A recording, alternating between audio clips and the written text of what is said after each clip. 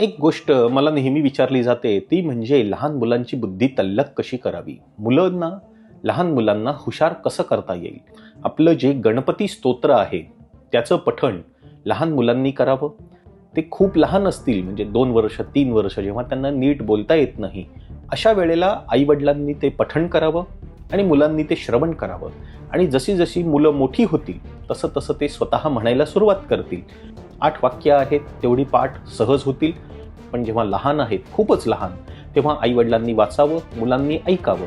आणि त्याच्याही अलीकडे जेव्हा गर्भधारणा झालेली आहे आणि 6व्या-7व्या महिन्यानंतर आईने किंवा वडिलांनी ते स्तोत्र वाचल्यानी म्हणजे गर्भाजवळ बसून ते वाचल्यानी मुलाची बुद्धी तल्लख होण्यासाठी मदतच होणार आहे. म्हणजे गर्भात असल्यापासून मोठं झाल्यापर्यंत या स्तोत्राचा उपयोग आपण करू शकतो जेणेकरून लहान मुलांची बुद्धी तल्लख होईल.